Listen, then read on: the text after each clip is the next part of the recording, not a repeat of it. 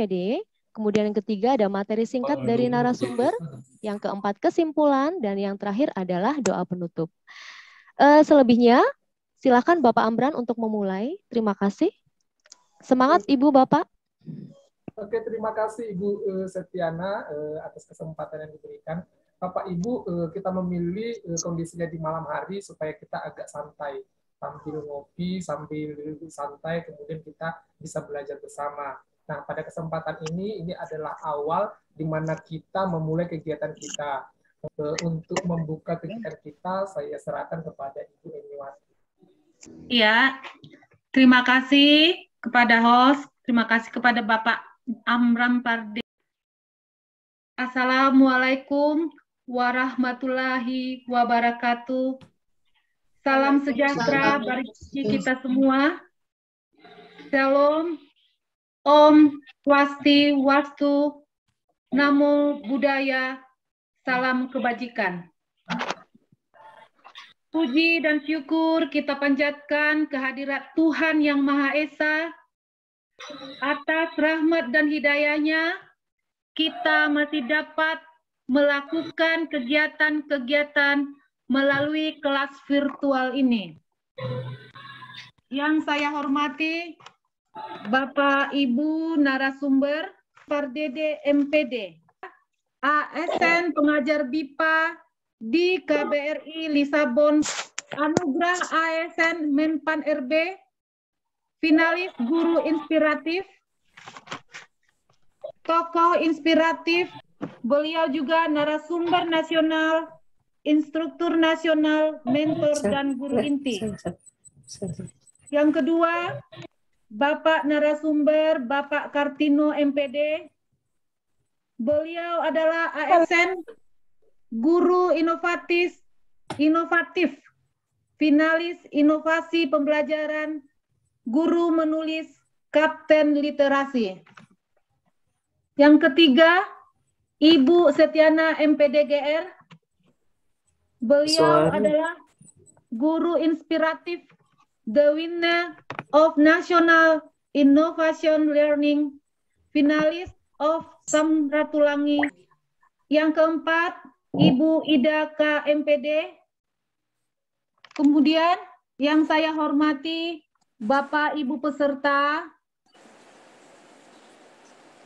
Bapak Ibu panitia, melalui wadah LKP Harvest ini, apresiasi yang sungguh luar biasa kami ucapkan kepada Bapak Ibu sekalian yang mau menggali, mempersiapkan diri untuk memberikan yang terbaik bagi anak-anak bangsa Indonesia yang kita cintai. Bapak Ibu sekalian, dalam diklat karya inovatif dan praktik baik pembelajaran dengan tema bergerak dengan hati, pulihkan pendidikan. Bapak Ibu peserta yang tergabung dalam kegiatan ini adalah peserta yang tersebar di seluruh tanah air Indonesia yang memberikan sumbangsinya dan segala kegiatan yang dilakukan di lembaga kursus pelatihan Harvest ini tercatat dan diagendakan serta dibebankan pada anggaran yang bersumber dari donasi dan tidak terikat.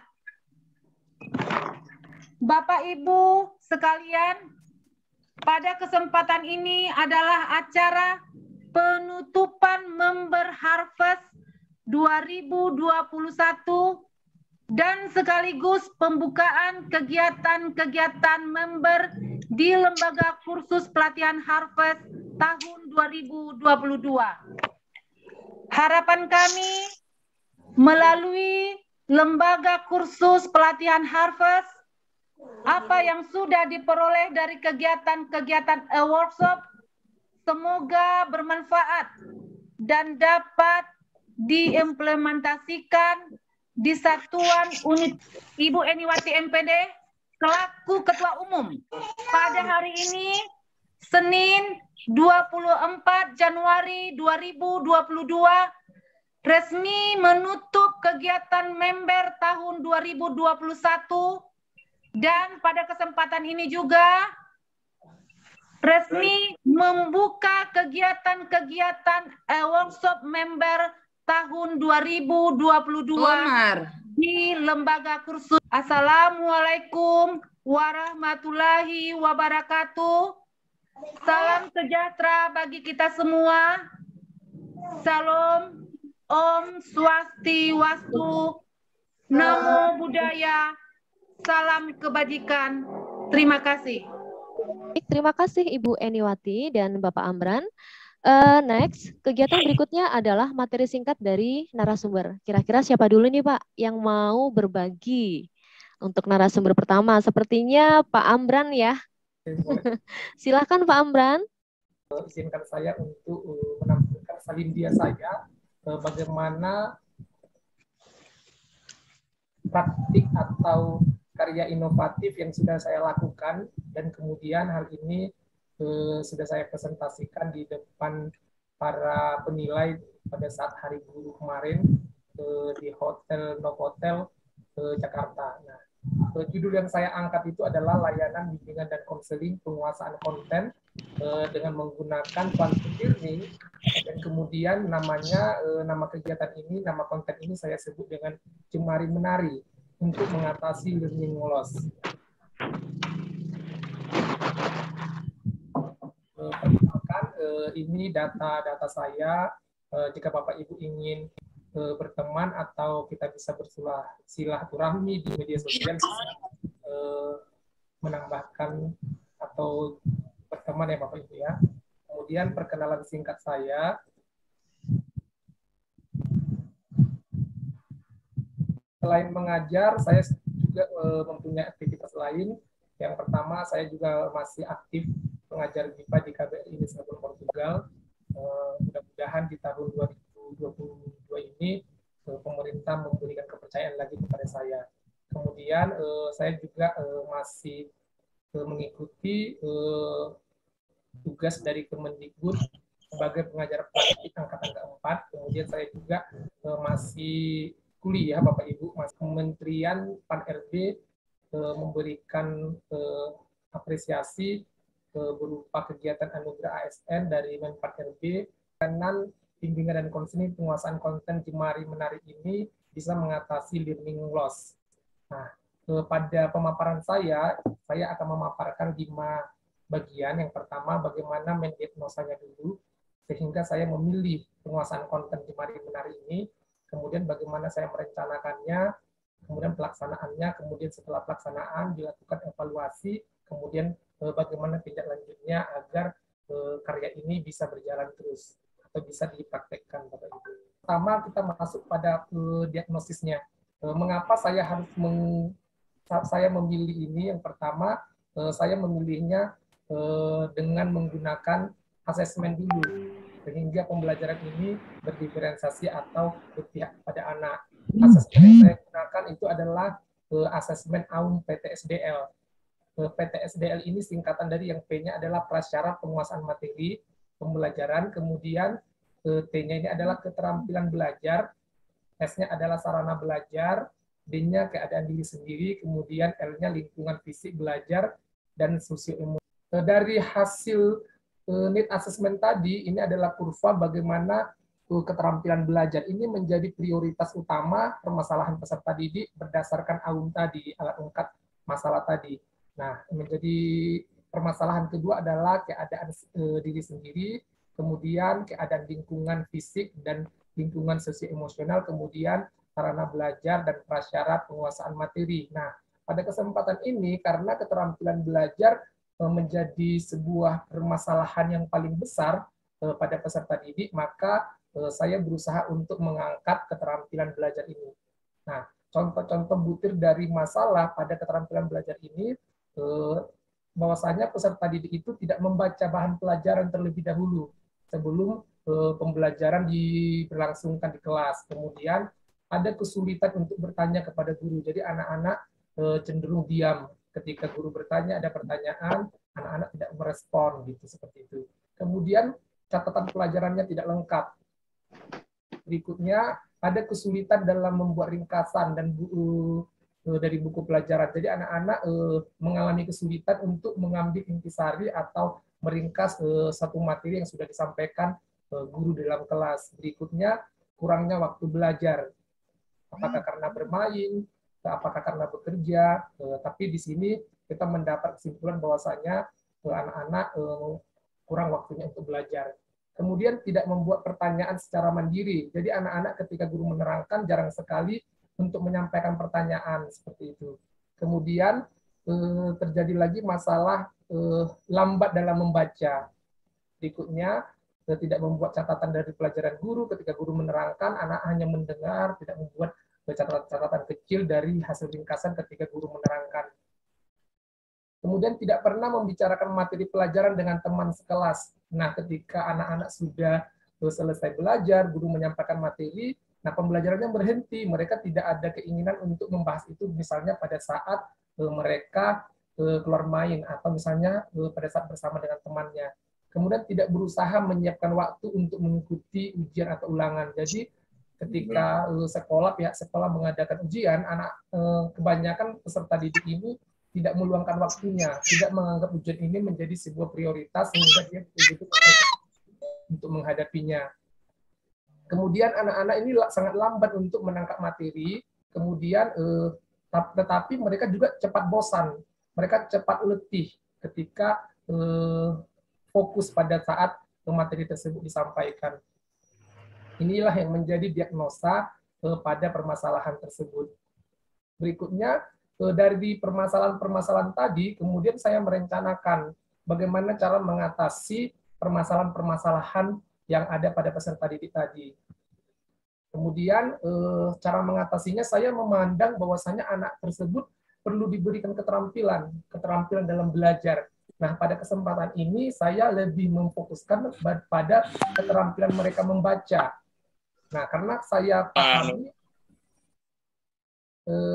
berdasarkan permasalahan mereka, ketika anak-anak yang menurut saya mereka memiliki keterampilan dalam membaca, mungkin mereka akan bisa membuat resumenya, karena keterampilan berbahasa ini ada keterampilan berbahasa reseptif dan produktif tadi. Bagaimana seorang anak bisa memiliki keterampilan produktif, sementara kemampuan mereka menerima pesan, baik itu dalam bentuk mereka mendengarkan atau menyimak hasil paparan guru, atau menyimak hasil bacaannya. Nah, jadi perlu keterampilan, yang pertama adalah keterampilan mereka dalam berbahasa reseptif, menerima pesan baik dari tulisan maupun dari. Nah, saya mengatasinya, saya menggunakan jemari menari. Nah, kenapa saya menyebutnya jemari menari gitu? Di sini saya menggunakan kata jemari menari ini sekolah itu, saya masih ingat bahwasanya guru menyatakan bahwa saya menghindari untuk menunjuk sebuah tulisan, menunjuk teks buku ketika kita membaca. Nah, pada kesempatan ini saya kurang setuju dengan pendapat tersebut sebenarnya, yang mengatakan bahwasanya ketika kita membaca tersebut, maka berusahalah jangan menunjuk. Nah, mengapa saya kurang setuju? Karena berdasarkan pengalaman saya, kalau saya membaca tidak menunjuk teks tadi, saya mau lari dia. Kalau misalnya saya membaca di baris ke-5, ke-6, tiba-tiba dia mau lari ke-7 atau lari ke-4 kalau saya tidak menunjuk. Nah, jadi bisa menurut saya tidak semua peserta didik atau tidak semua orang bisa membaca tidak menunjuk. Nah, bukan berarti ketika dia tidak bisa membaca, maka keterampilan dia membaca itu tidak baik. Nah, untuk menangkal ini, saya merasa bahwasanya sebenarnya Tuhan menciptakan indera kepada kita, indera mata, penglihatan, dan sebagainya, kemudian indera peraba melalui jari. Menurut saya, jika itu bisa dipergunakan, bahkan untuk lebih meningkatkan kemampuan kita, tidak ada kata hindari, tapi kalau itu bisa semakin meningkatkan, apa salahnya, itu juga bisa diperbolehkan menurut saya. Nah, pada jemari menari ini adalah keterampilan membaca dengan menunjuk Bapak Ibu. Jadi menunjuk tulisan, kemudian dengan cara membaca cepat. Ya, kemudian pada saat kita membaca pada teknik jemari menari ini, pandangan kita ini terfokus kepada 3 titik fokus. Misalnya nanti 3 titik fokus ini, misalnya pada satu lembar bahan bacaan, jadi kita memfokuskan pandangan mata kita ini ke 3 titik fokus. Jadi kita tidak membaca per huruf, tetapi kita membaca sekilas, bukan membaca skimming. Kalau membaca skimming atau membaca cepat biasa, tapi ini membaca lebih cepat dari membaca cepat. Jadi kita hanya membagi fokus, kemudian dalam satu lembar itu kita bisa membaca harus 5 detik, 5 atau 10 detik satu lembar. Nah, memang kalau kita bayangkan memang kayaknya nggak mungkin membaca satu lembar itu bisa dalam 10 detik, tetapi nanti kita akan mempraktikannya. Nah, kemudian anak-anak juga menurut saya perlu diberikan motivasi. Yang paling pertama adalah ketika anak untuk belajar apapun cara yang diberikan guru, ketika tidak ada motivasi dari dalam diri itu agak sulit. Ya, Bapak Ibu ya, kalaupun motivasi eksternal memang bisa mempengaruhi anak, tetapi pada kesempatan ini saya berusaha bagaimana cara membangun motivasi yang dari intrinsiknya dari dalam diri anak, sehingga anak tersebut betul-betul terpacu ingin mengikuti apa yang disampaikan guru dan sebagainya. Nah, pada kesempatan ini saya menyebutnya dengan penggalian kekuatan motivasi.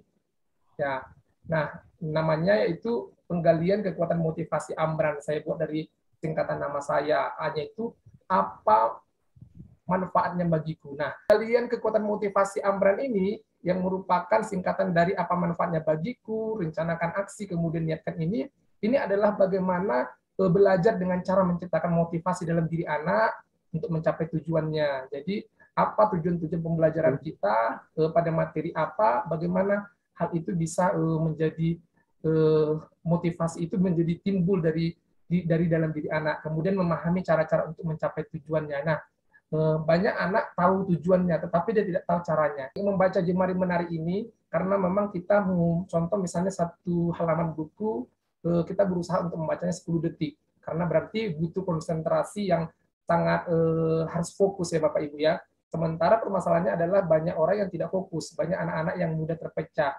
pemikirannya atau perhatiannya. Nah, perlu diberikan musik, terapi musik dia. Jadi diputarkan musik yang bertempo 60 ketukan per menit.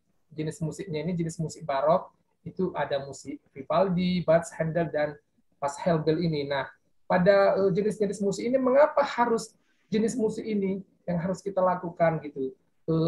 Ketika kita mempraktikkan belajar membaca dengan cara Jemari Menari tadi, karena anak-anak akan dipaksa untuk berkonsentrasi, apalagi di awal-awal dia ingin mempelajari tekniknya, maka akan terjadi otak kita akan cepat letih. Nah, untuk mengatasi itu perlu diberi treatment atau diputarkan musik-musik sebagai latar belakang ketika kita melakukan membaca tadi. Nah, terjadinya penurunan denyut nadi.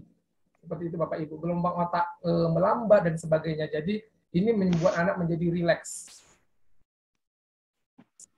Bapak Ibu.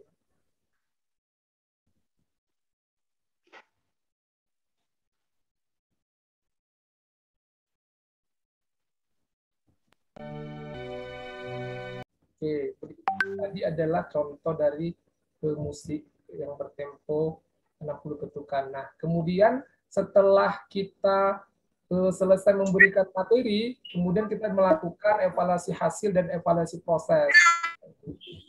Kemudian inilah, menurut saya, inilah keunggulan-keunggulan ketika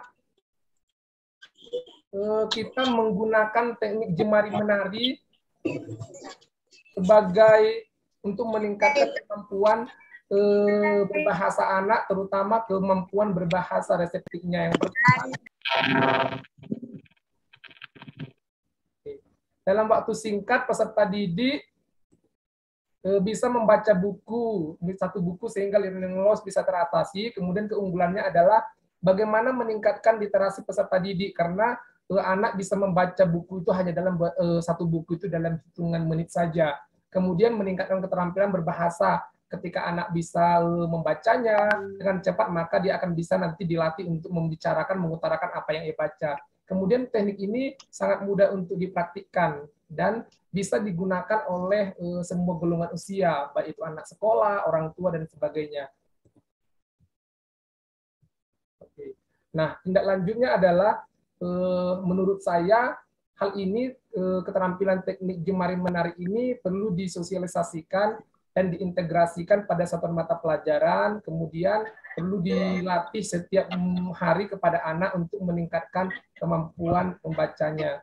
Nah, penerapannya setelah membaca dengan teknik jemari menari, perlu penerapan strategi literasi pembelajaran. Di sini ada beberapa contoh penerapan literasi pada satuan mata pelajaran atau berdasarkan buku yang dibaca oleh peserta. Nah, Bapak Ibu, demikian hal yang bisa saya sampaikan terkait dengan quantum learning, jemari menari untuk mengatasi learning loss. Terima kasih Pak Amran, luar biasa. Di awal saya tahu Pak Amran membawakan jemari menari ini, saya pikir begini-begini ya Pak ya. Ternyata ini adalah teknik untuk mematahkan bahwa anggapan orang zaman dulu ketika membaca menunjuk dengan tangan itu tidak bagus gitu ya. Ternyata memang tidak ada yang mubasir dalam tubuh kita karena Tuhan memberikan semuanya itu pasti ada manfaatnya. Keren banget, dan ini musik baroknya luar biasa Pak ya. Tadi mungkin Ibu dan Bapak mendengarnya adem ya hatinya ya. Baik Pak Amran, terima kasih. Apakah sesi bertanya akan langsung saja atau nanti? Langsung aja Bu, dua. Langsung saja, boleh. Langsung atau bisa di kolom chat? Boleh, silakan Ibu dan Bapak apabila ada pertanyaan. Cukup 2 pertanyaan dulu. Silakan. Halo Pak Amran. Ya Pak. Silakan Pak Luluk. Iya, Assalamualaikum warahmatullahi wabarakatuh. Terima kasih kesempatannya Bu. Mungkin Pak Amran bisa mempraktekkan langsung Pak melalui layar di sini. Kayak apa sih jemari menari ya. Saya khawatirnya nanti seperti Ibu host nanti tangannya seperti anu ya. Dikhawatirkan itu ya. Kemudian ini Pak Amran, seandainya ini ya, kalau musiknya itu diganti dengan, kita kan punya ini ya, yang lagu tradisional yang seperti kayak Sunda. Sunda itu kalau pakai seruling kok rasanya enak gitu loh Pak. Adem untuk suasananya, hati tenang. Apakah bisa kira-kira maksud saya diganti sama itu? Oke Pak. Ya, terima kasih Pak Amran. Ibu dan Bapak. Atau mungkin sembari menunggu Pak Amran, silakan boleh dijawab terlebih dahulu. Mengenai musik yang berdasarkan tradisional kita, menurut saya bisa saja. Karena itu akan menampilkan bahwasannya kita lebih cinta kepada budaya kita. Asalkan memang bahwasanya musik tersebut temponya 60 ketukan tadi Pak. Nah, kalaupun misalnya kita punya musik tradisional, kalau kita bisa mengubahnya menjadi ketukan 60 ketukan per menit tadi, saya rasa bisa seperti itu Pak. Nah, itu akan membuat ciri khas kita, ciri khas daerah kita, bahwasanya kita akan semakin cinta dan budaya seperti itu.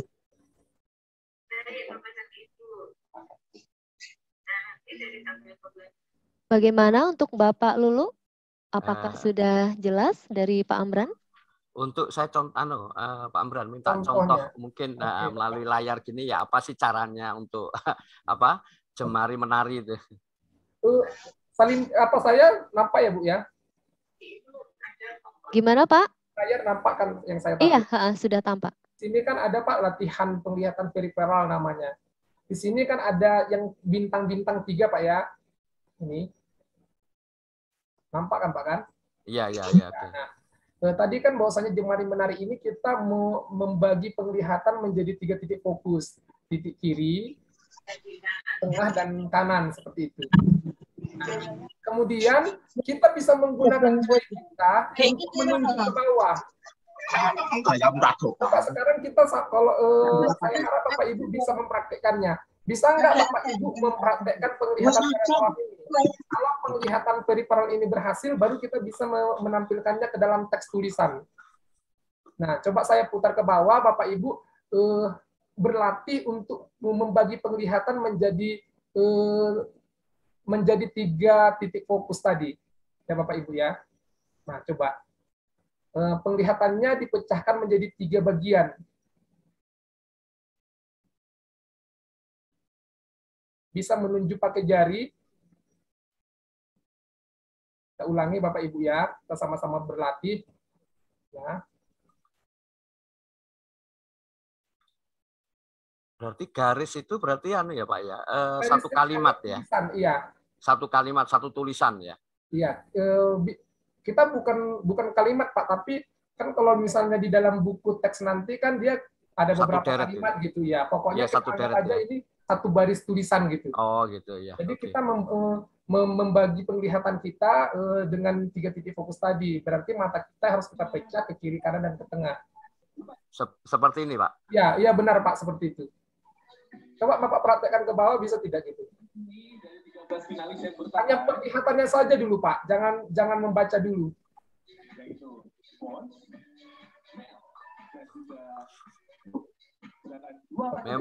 Memang agak sulit, memang awal harus belajar lagi. Ya, makanya kita latihan jangan ke buku dulu Pak, tapi ke layar.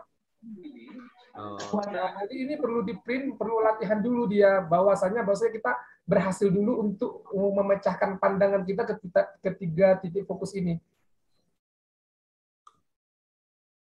Kalau kita sudah lancar, kemudian tangan kita lancar untuk turun ke bawah, tapi fokus perhatian kita kepada titik fokus tadi, baru kita bisa mempraktikkannya ke tulisan. Lihat mata. Oke Pak ya. Berarti kesempatannya untuk 1 halaman itu kita buat 2, 3, 4, 5, 6, 7, 8, 9, 10. Oke Pak Lulu harus berhenti. Nah, dari yang Bapak baca tadi, coba Bapak jelaskan informasi apa yang Bapak tangkap. Jadi belum terbiasa, makanya yang ini panjenengan tayangkan awal apa yang dimaksud garis titik. Jadi dari penjelasan panjenengan saya sudah menangkap. Oh berarti caranya seperti ini. Insya Allah akan saya coba. Kalau sudah berhasil akan saya imbaskan ke anak didik saya. Dalam pilar 5 itu strategi penerapan literasi. Sebelum sampai ke sana, yang gampang dulu anak bisa ditanya, nah dari 10 detik tadi apa yang bisa kamu tangkap informasi gitu dulu. Baru anak-anak menyampaikan. Nah, itu akan melatih dia untuk berbicara.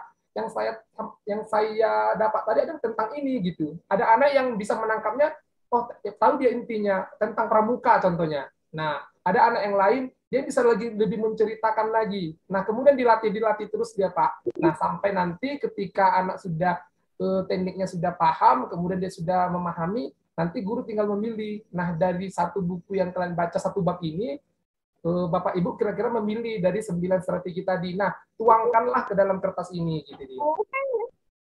Bapak milih yang mana? Apakah sebab akibat? Di sana kan ada 19 itu Pak ya, 19 lembaran. Jadi tinggal memilih kayaknya ini cocok dengan ini, materi ini untuk dituangkan anak seperti itu Pak. Oke. Terima kasih Pak Amran atas penjelasannya. Oke, baik Pak Luluk. Pak Amran, ternyata di kolom chat banyak sekali yang sudah mengajukan pertanyaan. Kira-kira saya ambil 1 saja ya Pak ya. Kemudian yang lainnya bisa nanti Pak Amran menjawabnya dengan chat juga boleh. Nah, pertanyaan pertama dari Ibu Roshida. Beliau bertanya, bagaimana mengatasi minat baca anak yang kurang, padahal sudah dikasih motivasi berkali-kali bahwa pentingnya belajar, pentingnya membaca, dan lain-lain. Silahkan Pak Amran. Saya pernah ada tulisan, ingat, seperti ini tulisan saya. Kadang seorang penulis pun ketika dia dipaksa untuk menulis, dia tidak bisa menulis. Saya dulu pernah menulis, dan itu saya tuliskan. Hari ini saya ibarat tersengat lalat setse. Saya memaksa untuk menulis, saya buat seperti, tapi saya tidak bisa. Padahal saya sudah hobi menulis, contoh. Lalat setse itu kan lalat ketika dia menggigit seseorang, orang itu akan tertidur. Nah, saya mengidentikannya dengan tersebut. Nah, begitu juga dengan anak. Ketika anak dipaksa, kalau memang dia tidak bisa, memang tidak bisa. Penggalian motivasi internal dulu yang dilakukan. Nah, kemudian mungkin bisa menerapkan teknik jemari menari tadi. Karena kan ketika kita membaca, biasanya kalau kita melihat masih tebal ini 100 lembar lagi, itu akan terjadi kebosanan. Akhirnya ditutup. Nah, tetapi dengan cara membaca yang 1 lembar tadi hanya 10 hanya yang satu lembar tadi hanya 10 detik gitu. Jadi satu buku itu dia bisa hanya membaca paling 10 menit. Itu sudah buku yang tebal, tetapi dia bisa mengambil intinya. Nah, sebelum buku itu dibaca, berbeda lagi untuk membaca sebuah buku, maka perlu ada pengenalan. Misalnya kita melihat lembarannya, topiknya, resumnya, apa inti akhir ceritanya, seperti itu. Kemudian kita melihat tulisan-tulisan yang ditebalkan. Jadi berkenalan dulu dengan bukunya, kemudian setelah kita berkenalan dengan buku, misalnya ada tulisan miring, apa ini tulisan miringnya, kita sudah berkenalan dengan buku, kemudian kita bisa membaca dengan... Oke, terima kasih Pak Amran. Untuk Ibu Roshida, apakah sudah jelas dengan penjelasan Pak Amran? Atau mungkin ada yang mau ditanyakan lagi, Bu Roshida? Ya, terima kasih atas penjelasannya. Yang jadi masalah di saya itu anaknya yang nggak mau baca, Bu. Udah berkali-kali dikasih motivasi, ya itu yang berbagai cara, tapi anaknya yang nggak mau baca, gimana? Memang sih motivasi dari keluarga juga kurang. Oke, silakan Pak Amran. Jadi motivasi ya, anaknya yang memang susah ya Bu ya? Oke, mungkin punya tekniknya sendiri mungkin Pak Amran? Iya, kebetulan kan saya kan ditugaskan di daerah pedalaman, daerah timur begitu. Jadi, memang motivasi belajar anak-anak di sini memang dibandingkan yang ada di Jawa memang lebih rendah. Terus minat bacanya itu sangat kurang sekali. Sedangkan sebagaimana yang Bapak jelaskan dan sebagaimana yang kita pahamin, modal inti dalam belajar itu kan baca. Lah kalau anak dari soalnya anaknya udah nggak mau baca, udah berbagai cara, berbagai metode saya sudah lakukan, ya tetap aja. Memang dari pihak keluarga juga kurang mendukung. Jadi ya itu jadi polemik bagi saya sampai sekarang. Oke ya, Ibu. Sudah. Kemudian Bu ini, kita sering bahwasannya ini Bu, peserta didiknya ini kelas berapa? Bu Roshida. SMP, Pak. SMP Bu, ya kelas berapa biasanya Bu? SMP saya pernah ngajar SMP. Bagaimana penerapan literasi juga bisa dilakukan. Tetapi berliterasi sebenarnya tidak hanya dengan membaca, tetapi ketika gurunya yang membacakan cerita, itu juga berliterasi. Mungkin jika memang anak tersebut tidak minat membaca, bisa jadi mungkin jadi gurunya yang membacakan, karena itu juga berliterasi namanya. Walaupun hal tersebut contoh literasi yang dilakukan tadi sering dilakukan kepada anak yang belum bisa baca TK atau SD, tetapi bisa saja memang itu kita angkat saja ke anak SMP ketika memang dia tidak berniat untuk membaca, tetapi gurunya yang membacakannya. Tetapi kemudian pilih lagi bahan-bahan bacaan yang memang sesuai dengan tingkat pemahaman anak dan yang tidak berat bacaannya. Karena kalau bacaan yang berat dan yang tidak diminati, memang hal tersebut menjadi sebuah momok bagi anak untuk membaca. Mohon maaf tidak bisa dijelaskan satu persatu. Mungkin nanti Pak Amran akan menjelaskan via chat. Terima kasih banyak.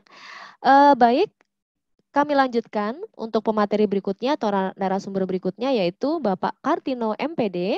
Beliau adalah guru bahasa Inggris SMP Negeri 2 Kota Cirebon. Beliau pernah meraih sebagai guru berprestasi, guru inovatif, finalis Nobel, guru menulis, dan kapten literasi hingga sekarang. Nah, apa kabar Pak Kartino? Apakah sudah ada? Alhamdulillah. Oke, Sehat. baik Pak Kartino, sehat? Syukurlah. Alhamdulillah. Alhamdulillah. Silakan Pak Kartino mungkin akan memulai menyapa Ibu dan Bapak. Oke. Assalamualaikum warahmatullahi wabarakatuh buat semua guru-guru hebat di seluruh Nusantara. Hari ini saya bangga bisa berada di sini. Luar biasa. Wah, ini partisipannya ini ada 186 ya. Wow, hebat nih, luar biasa. Terima kasih nih untuk Pak Amran dan tim yang sudah bisa mengajak saya bergabung di sini untuk bisa sharing bareng. Bu Setiana, gimana kabar? Bu Ida, ya semua guru-guru hebat di sini luar biasa. Saya bangga berada di sini luar biasa. Hari ini saya hanya ingin berbagi karena tadi dengar Pak Amran, wow luar biasa banget. Kalau saya mungkin hanya sederhana saja berbagi dan sudah saya share mungkin di situ video dan materi sedikit tentang apa yang akan saya tampilkan malam ini. Materinya tentang permainan tradisional yang diangkat ke dalam kelas. Untuk lebih jelasnya kita lihat slide ya sama-sama. Ini slide waktu kita di kementerian waktu itu ada sebagai finalis guru inspiratif. Nah ini akan saya share. Ya. Oke, sekali lagi ini adalah hanya sharing satu permainan tradisional berkearifan lokal, ciptakan students well-being, atasi learning loss. Sebelumnya, jauh sebelum ini, saya ingin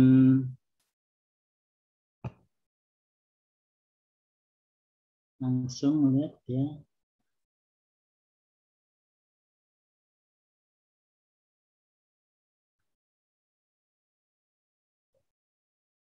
Saya beri judul ini HOTS back. HOTS bukan higher order thinking skill, tapi di sini adalah hopscotch style bag. Ini bag bentuknya tas. Jadi saya sengaja buat media pembelajaran ini yang mudah dibawa ke dalam kelas. Ini jelas nggak Bu Setiana atau teman-teman semuanya? Terdengar ya? Jelas, jelas. Ini ya. Terinspirasi nanti di sini saya membuat ini sebetulnya ada beberapa tahap penemuan ide.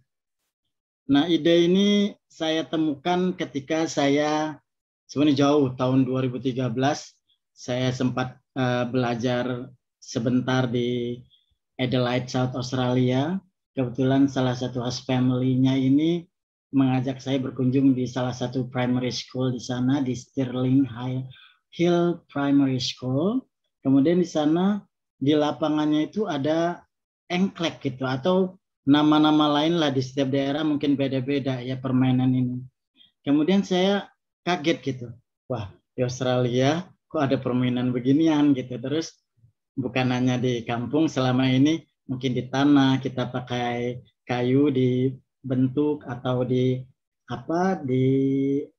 semen di bawah itu kita pakai kapur atau apa, ternyata di sana ada gitu. Dan itu menjadi pemikiran saya terus menurut bagaimana nih permainan kok bisa menjadi dunia gitu, di dunia gitu ada permainan. Ternyata saya coba searching di googling, ternyata memang permainan ini adalah bukan permainan Indonesia asli, tetapi merupakan permainan dunia.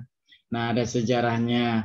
Nah, inilah saya buat bagaimana saya berpikir, bagaimana kalau engklek ini bisa dijadikan satu media pembelajaran yang bisa dibawa ke dalam kelas gitu. Dan membawanya tidak berat seperti apa. Akhirnya saya desain, buatnya sih tahun 2020, kebetulan saat itu lagi pandemi COVID-19 yang lagi benar-benar baru, sehingga saya saat itu mau mencobakan ke anak-anak nggak bisa. Akhirnya saya realisasikan ketika ada pemerintah mengatakan ada PTM terbatas. Nah saat itulah saya termotivasi bagaimana ini membuat, kebetulan ini membuat anak-anak nyaman, senang bermain, dan pelajaran yang akan disampaikan bisa terserap dengan baik melalui permainan.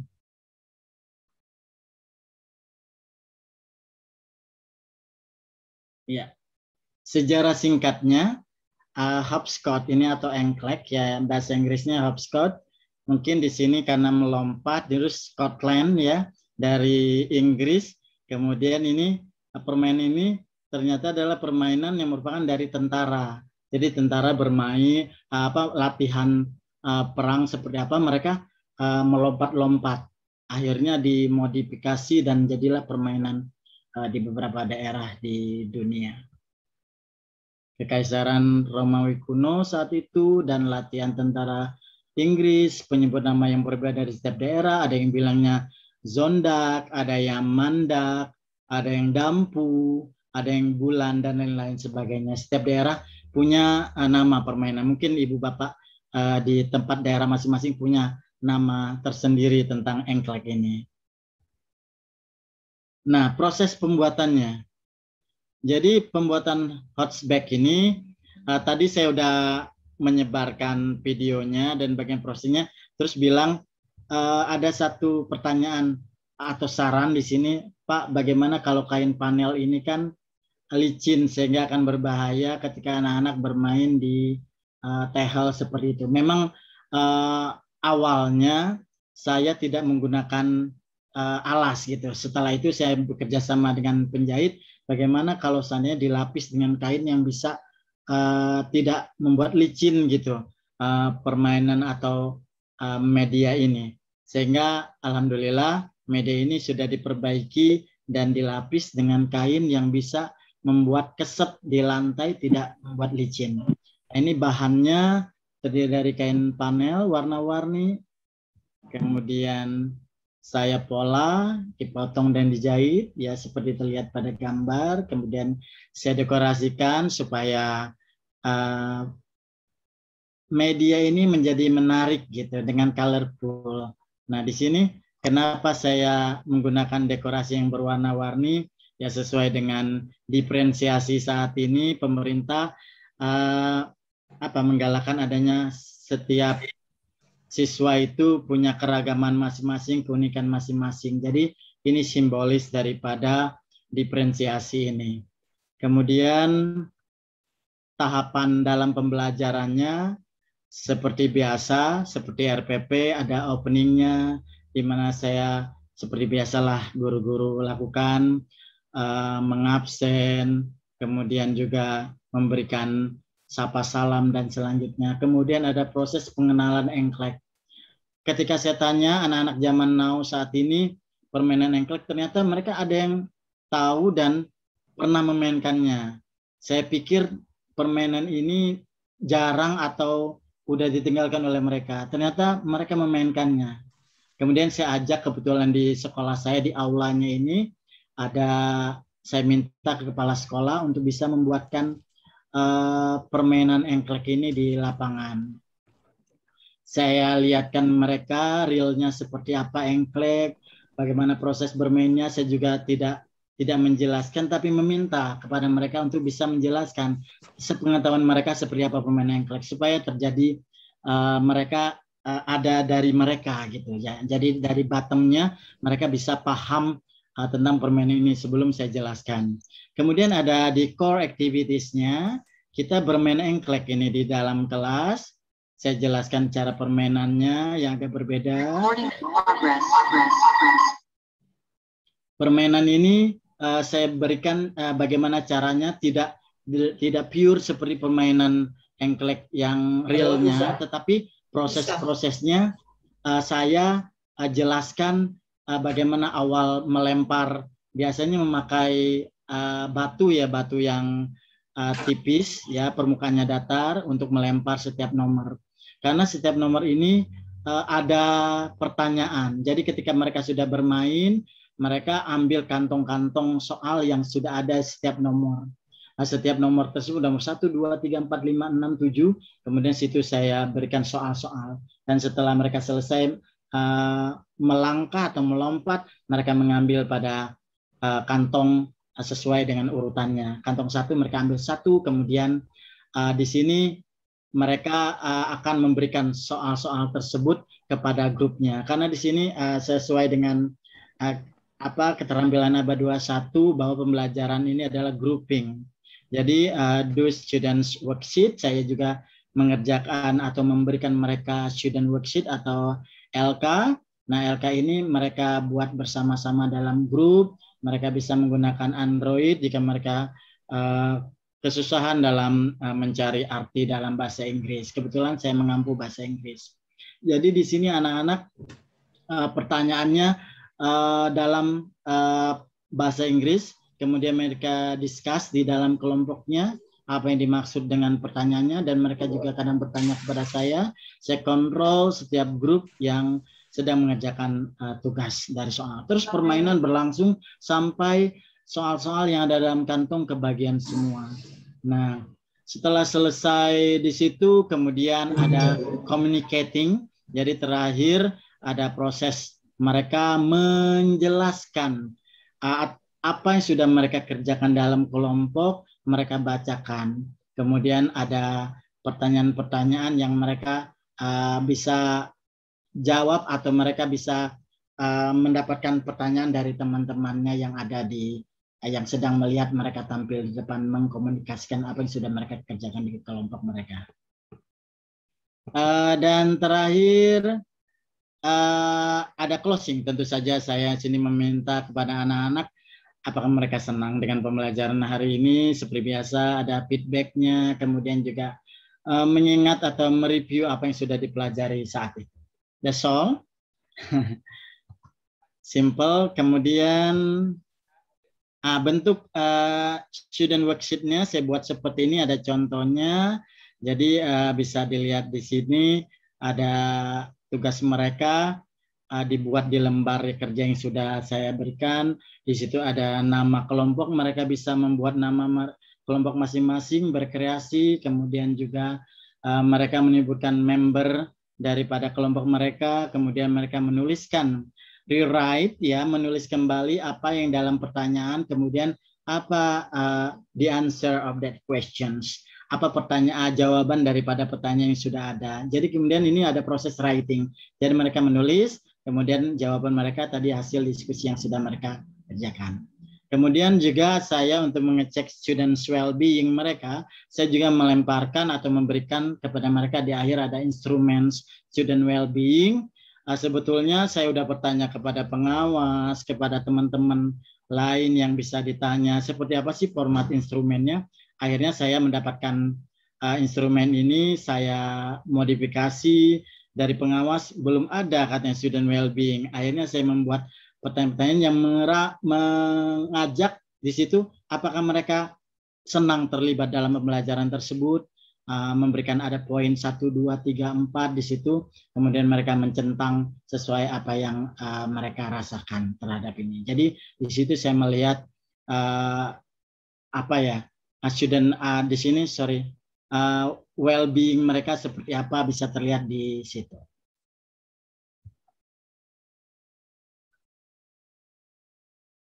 Ya, media ini juga sudah saya diseminasikan di MGMP Bahasa Inggris di Kota Cirebon, kemudian banyak masukan, banyak ide-ide yang mereka berikan kepada saya bagaimana untuk perbaikan daripada media yang saya buat ini.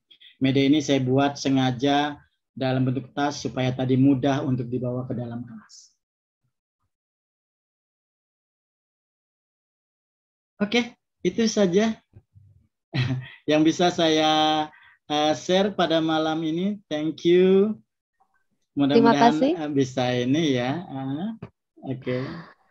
Thank you Pak Kartino. You're welcome. Sangat menarik sekali. Jadi saya malah dapat informasi baru bahwa engklek itu ternyata bukan asli Indonesia ya. Ternyata sudah ada dari zaman perang. Di luar negeri gitu ya Pak ya, saya baru tahu ini. Oke Pak Kartino, di sini di kolom chat mungkin akan saya dahulukan ada satu pertanyaan dari Ibu Sita Aisyah. Sebetulnya ini lebih ke menanyakan channel YouTube Bapak mengenai aplikasi atau penerapan dari Hotback ini, ada nggak Pak? Oh iya, penerapannya Hotback ada di situ. Saya langsung dijawab ini. Boleh langsung dijawab. Ya, sebetulnya linknya sudah saya berikan di channel YouTube tersebut. Bagaimana saya mengajarkan proses per proses dari mulai openingnya, kemudian while activitiesnya sampai closingnya. Di situ saya paparkan. Jadi memang saya sengaja buat supaya mungkin bisa bermanfaat bagi teman-teman di sana. Dan sekali lagi media ini adalah multi mata pelajaran. Jadi bukan hanya not only English but also the other subjects. Jadi bukan hanya pelajaran bahasa Inggris, silakan pelajaran lain juga dimodifikasi, tinggal pertanyaannya jadi rubah seperti apa sesuai dengan bidang studi yang Ibu Bapak ampu. Gitu. Baik sekali Pak Kartino, sebetulnya juga ada jawaban Pak Kartino ini sudah langsung menjawab pertanyaan kedua. Sebetulnya ada yang bertanya dari Ibu Nurasni Dewi. Pertanyaannya adalah apakah media ini cocok untuk semua mapel? Nah, sudah dijawab ya Pak ya?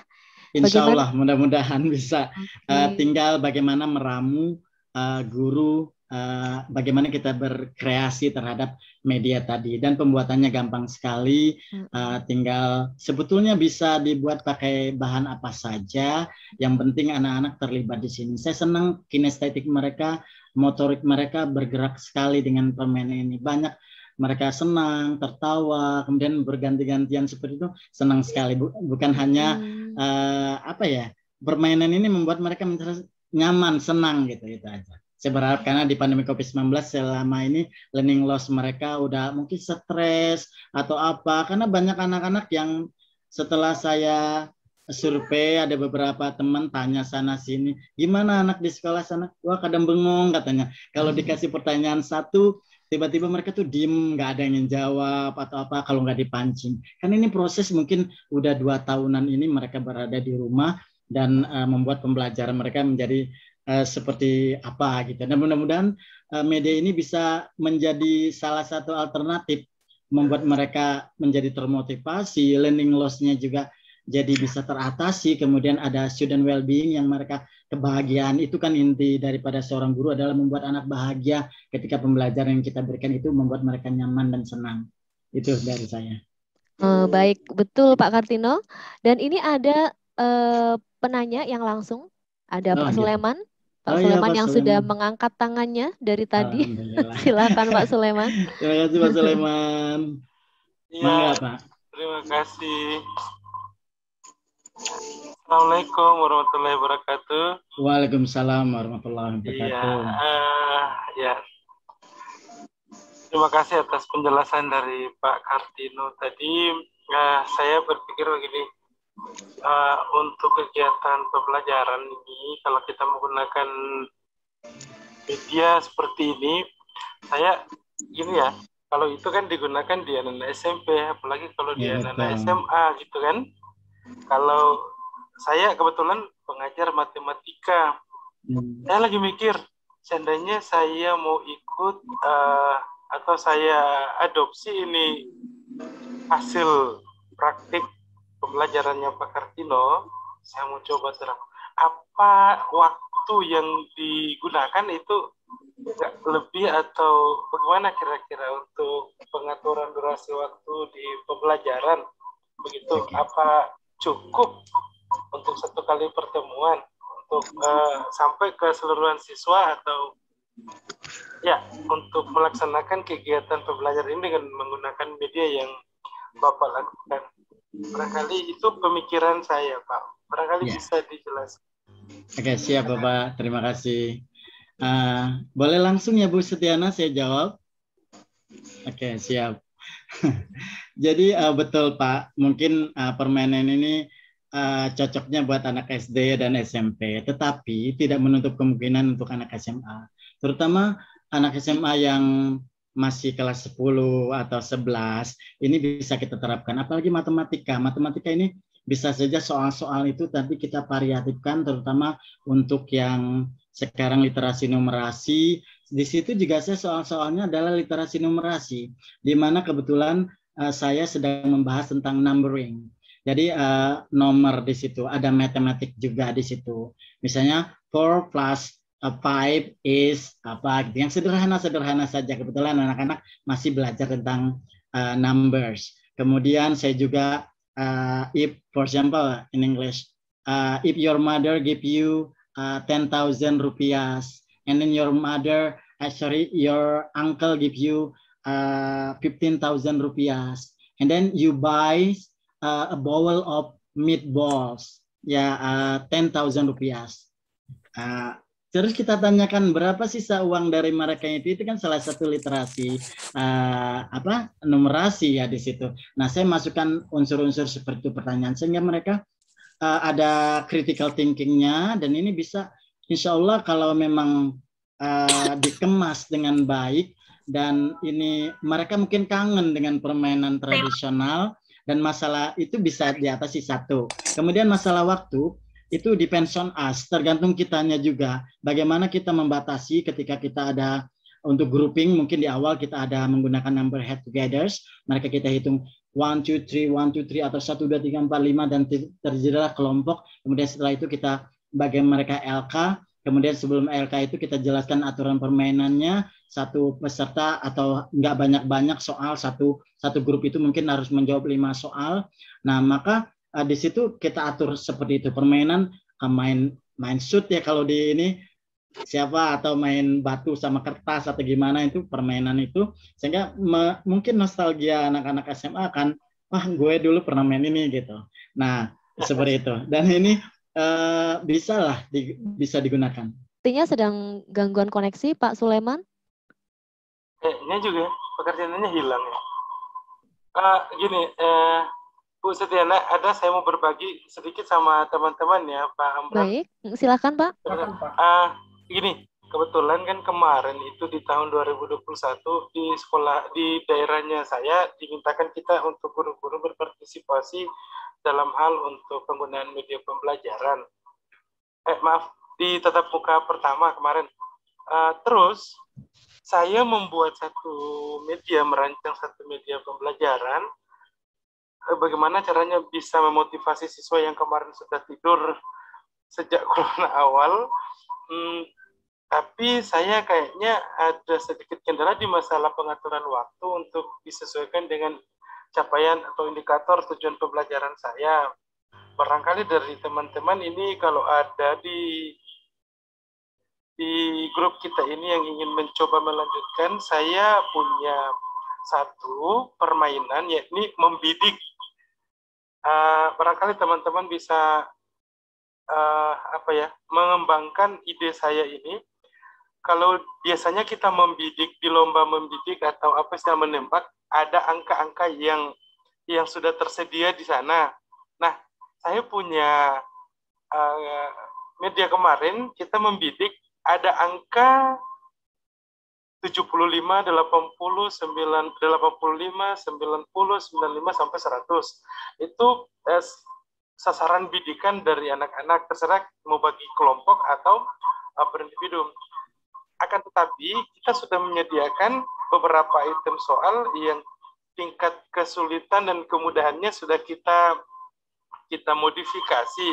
Nanti anak-anak punya tujuan, kita membidik yang mana? Kita mau ambil yang 100, kita mau bidik yang 90. Kalau misalkan membidik 90 kena, terus soalnya bisa dipecahkan, kan di situ nanti akan ada dibagikan soal yang sesuai dengan nilai yang sudah dibidik, seperti itu.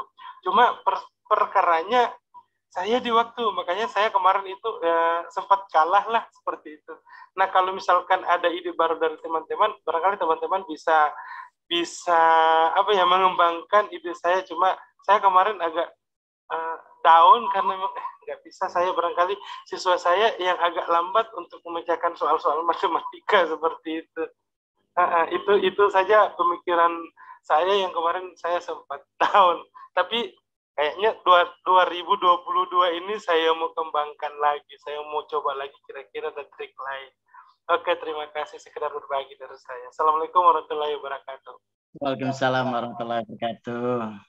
Waalaikumsalam. Nah, ini Pak Kartino sudah muncul lagi. Ya, aduh maaf tadi laptopnya tiba-tiba mati. Nah, tadi Pak Sulaiman sudah berbagi, sudah membuat sebuah metode pembelajaran ya Pak ya, atau alat peraga ya.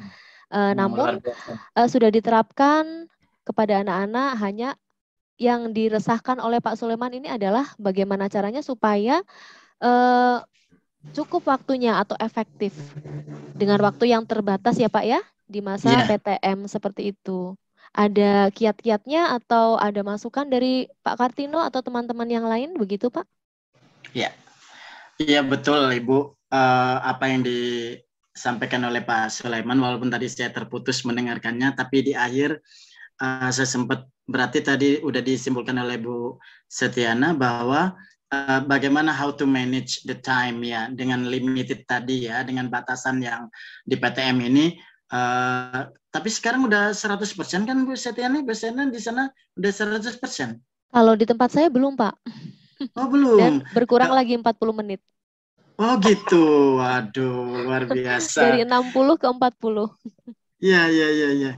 Saya udah 100%, kita udah 100%, cuman di sini justru waktu dikurangin, memang sih hanya sedikit, dan tapi mudah-mudahan tadi diatur aja sendiri, karena kan sebagai manajer di satu kelas kan kita sendiri yang mengatur, dan nanti bagaimana kita mengolah soal-soal yang tidak membuat lama siswa mengerjakannya seperti apa. Ini menurut saya pribadi ya kita atur sendiri, kita bisa manage sendiri. Jadi jangan takut, jangan khawatir, karena kitalah yang akan mengatur manajer di kelas kita ini, bukan siapa-siapa. Makasih. Mungkin ada dari yang lain. Terima kasih Pak Kartino. Terima kasih Pak Sulaiman untuk pertanyaannya. Bagaimana Pak Amran? Silakan. Lagi. Pak Lulu, silakan. Oke, terima kasih Bu Setiana. Assalamualaikum warahmatullahi wabarakatuh. Waalaikumsalam warahmatullahi wabarakatuh. Untuk Pak Kartiono, mohon maaf di tayangan video awal, makanya saya kan kok bahannya pakai panel. Saya lihat kan ada di video itu kan ada. Oh iya Bapak ya yang bertanya ya. Masalah terus terang Pak, saya ini adalah seorang guru olahraga Pak. Betul. Pasti kalau kita bergerak juga keamanan itu juga yang penting, karena kalau anak sudah cedera, trauma itu akan sulit lagi untuk itu. Mohon maaf Pak. Ini nggak apa-apa Bapak. Saya lihat untuk Pak Kartiono luar biasa, yang dimana saya mengingat bahwa pelajaran ini seperti kayak model pramuka Pak. Jadi istilahnya bermain sambil belajar. Jadi sebetulnya banyak metode-metode yang dalam kepramukaan bisa kita adopsi untuk pelajaran-pelajaran lain. Oke. Kemudian untuk Pak Sulaiman, halo Pak Sulaiman. Halo, mana Pak Sulaiman? Pak Sulaiman, mungkin saya bisa memberikan sedikit masukan Pak ya. Seandainya untuk Pak Sulaiman itu satu sasaran itu dimainkan berapa orang Pak Sulaiman? Maksudnya Pak? Nah gini, Bapak kan bikin suatu area bidik ya. Itu yang bermain itu berapa orang Pak? Kemarin itu saya bagi kelompok Pak. Jadi ada di situ istilahnya mereka itu harus kerja sama juga, karena dinilai bentuk kerjasamanya, kerja timnya. Nanti akan ada dalam satu tim itu yang jadi pembidik. Tuh. Karena memang durasi waktu, jadi nggak mungkin saya mau minta seluruh siswa untuk membidik. Jadi dibagi sampai dengan 5 kelompok, kemudian ada 1 orang yang ditunjuk nantinya akan membidik, dan yang lainnya siap untuk membantu mengerjakan soal sesuai dengan angka yang dibidik. Nah, angka yang dibidik itu saya sudah mengkategorikan, mengkelaskan, ada sasaran bidikan yang angka 75, berarti nilai tingkat kemudahan soal mungkin bisa cepat dijangkau. Cuma kan rata-rata anak-anak punya keinginan, kita ambil yang angka 100, nanti kita pecahkan soalnya seperti apa. Nah, terkadang yang lambat setelah mereka membidik, ambil soal dipecahkan, tapi kayaknya agak lama sih Pak, gitu. Oh, gini Pak Sulaiman ya, seandainya mungkin di dalam sasaran bidik pemainnya jangan terlalu banyak Pak. Ini mungkin ke kalau saya ke olahraga biasanya saya bikin alat yang agak banyak, sehingga bisa dimainkan oleh beberapa orang dengan kesempatan yang panjang. Kemudian Pak Sulaiman, untuk soal kadang-kadang non sewu ya, mohon maaf, kadang prediksi kita itu soal itu mudah bagi kita, belum tentu bagi anak. Makanya kalau panjenengan mungkin ada bank soal, mungkin dicobakan ke siswa kita, oh ini kategorinya mudah, ini kategori sedang, ini kategori susah. Itu dari dari uji coba kita kepada siswa yang terdahulu. Jadi ini bisa dipakai untuk pedoman kita. Kalau seandainya panjenengan, ini mudah, belum tentu bagi anak itu mudah. Itu sudah saya coba, Pak. Saya bikin soal analisis, bagi saya itu mudah gitu loh. Ini gampang kayak gini. Ternyata anak saya di dalam pemahaman kok agak sulit. Gitu. Akhirnya, berarti harus saya uji cobakan dengan beberapa siswa dalam beberapa kelas gitu. Berarti ini kategori mudah dan sulit. Itu mungkin masukan, mungkin sekedar masukan, Pak ya. Terima kasih Bu Sutiana dan Pak Amran yang telah memberikan kesempatan. Assalamualaikum warahmatullahi wabarakatuh. Terima kasih Pak Lulu. Assalamualaikum warahmatullahi wabarakatuh. Terima kasih untuk Pak Kartino, Pak Soleman. Saya kembalikan kepada Pak Amran. Siap. Mohon maaf, hanya bisa itu yang saya bisa sampaikan hari ini. Terima kasih.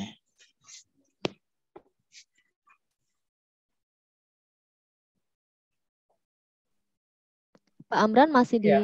Terima kasih ya Pak Kartino. Luar biasa. Sama-sama. Kita akan mendengarkan materi dari narasumber ketiga. Materi yang ketiga disampaikan oleh Ibu Setiana. Beliau adalah salah satu guru inspiratif pada tahun 2021. Setiana, kami persilakan. Baik, terima kasih Pak Amran. Selamat malam Ibu dan Bapak. Assalamualaikum warahmatullahi wabarakatuh. Saya senang sekali diberikan kesempatan. Terima kasih banyak. Saya diberi kesempatan untuk menjadi narsum. Sebetulnya sih ini pertama kali saya bertemu dengan Ibu Bapak meskipun secara virtual, tapi semoga bisa menambah sedikit referensi kita sebagai guru dalam mengaplikasikan pembelajaran. Baik, Ibu dan Bapak hebat semuanya. Saya izin untuk share screen.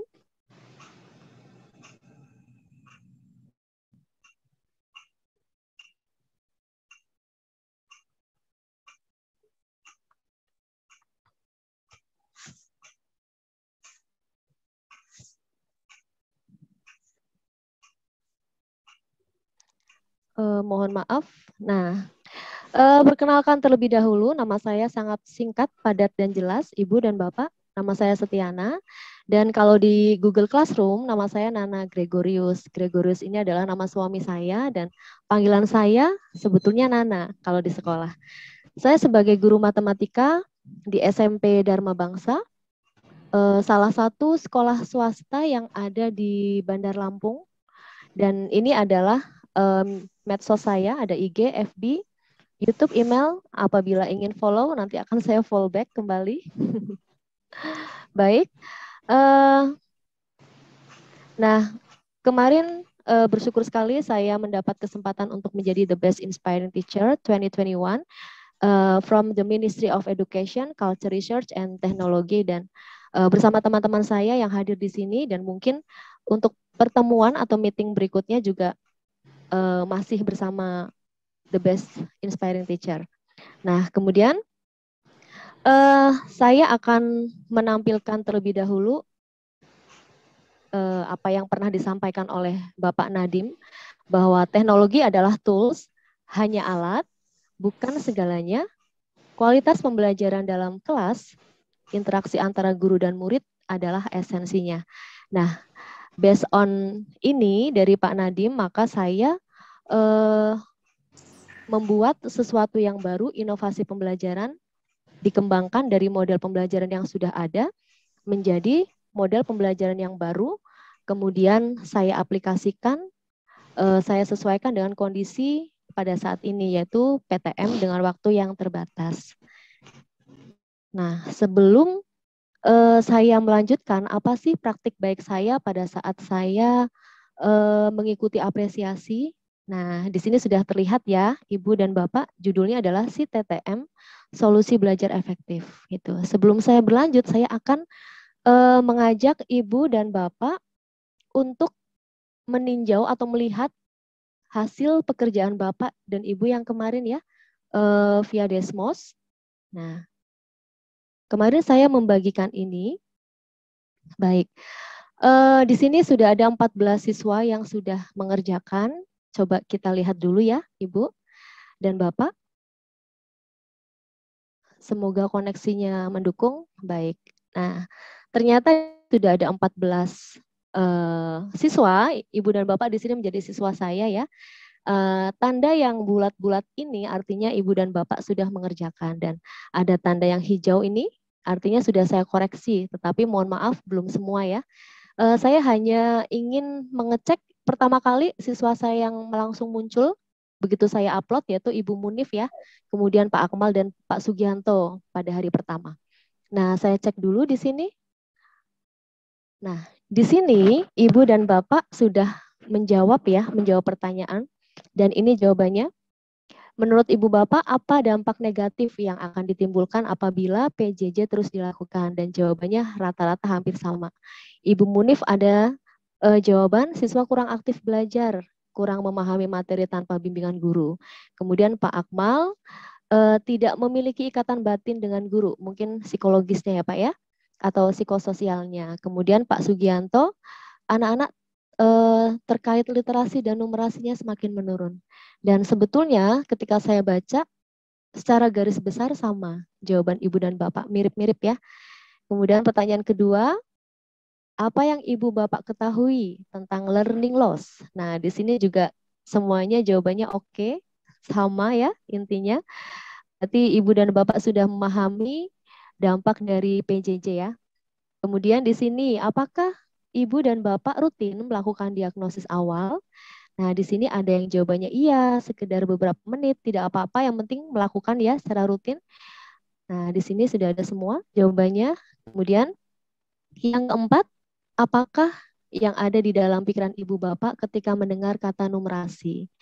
Jawaban yang pertama, Ibu Munif sedikit bingung. Angka-angka, matematika, dan semuanya jawabannya berkaitan dengan angka, bilangan, dan matematika. Tapi sebetulnya numerasi itu apa? Baik, nanti akan saya jawab di penjelasan berikutnya. Nah, kemudian tantangan apa? Ini nomor 5. Tantangan apa yang dihadapi Ibu Bapak saat ini?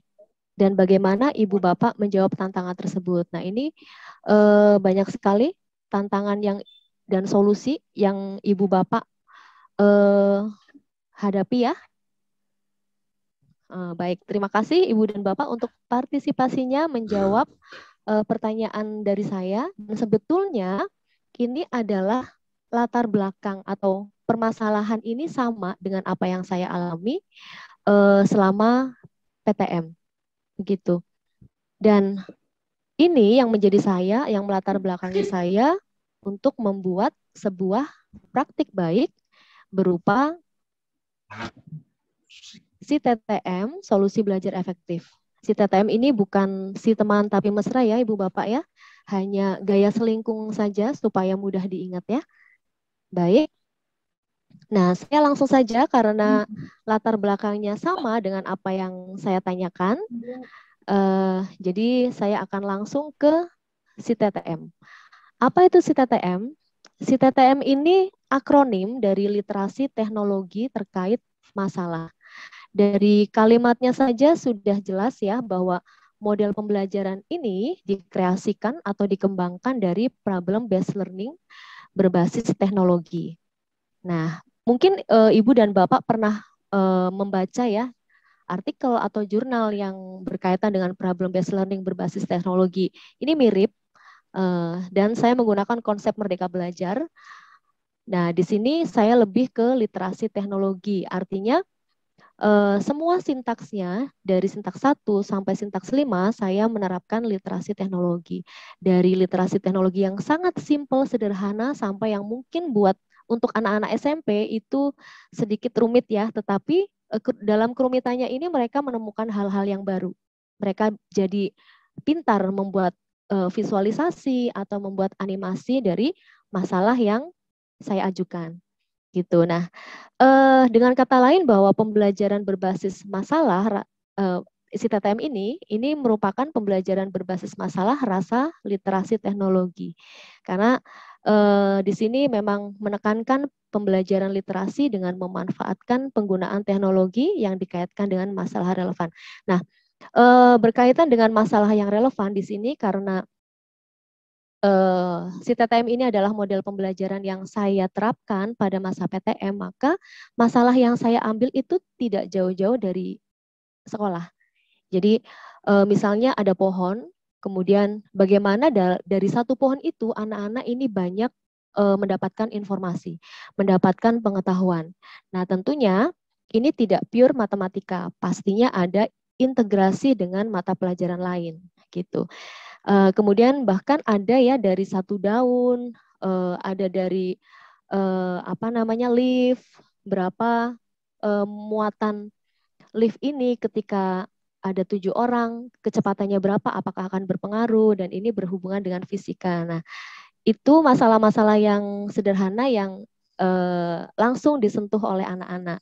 Dan kemudian di situ anak-anak akan menggunakan literasi teknologi berupa mencari informasi menggunakan internet atau aplikasi dalam Android, atau mungkin kalau dalam matematika, Bapak dan Ibu yang guru matematika sangat familiar dengan Desmos dan GeoGebra ya. Itu adalah aplikasi inti yang saya gunakan dalam membuat visualisasi maupun animasi dari permasalahan. Nah, ciri khas si TTM ini penerapan literasi teknologi muncul di seluruh sintaksnya dari awal sampai akhir ya. Kemudian terdapat proses, ini mohon maaf saya tarik kembali ke atas. Nah, terdapat proses transfer masalah ke dalam teknologi dengan memvisualisasi gambar maupun membuat animasi, dan ini sebetulnya sih sesuai kebutuhan saja. Jadi jika anak-anak tidak perlu memvisualisasi maka tidak perlu dilaksanakan, tapi jika perlu membuat animasi maka silahkan dilakukan, juga malah lebih bagus ya. Nah, dan itu termasuk dalam kelima sintaks. Kemudian, nah ini adalah alur si TTM. Alur si TTM seperti yang saya jelaskan berawal dari permasalahan ya, dari masalah relevan yang sangat sederhana yang ada di sekolah. Kemudian saya kombinasikan atau kolaborasikan dengan literasi teknologi, dan inilah si TTM. Kemudian desainnya, nah ini desainnya. Mungkin Ibu dan Bapak bisa melihat adanya sentuhan literasi teknologi dari awal sampai akhir ya. Pada sintaks 1, Ibu dan Bapak bisa melihat bahwa di sini ada literasi teknologi, bisa menggunakan PPT atau akses internet ya untuk memperjelas masalah apa yang diberikan oleh guru.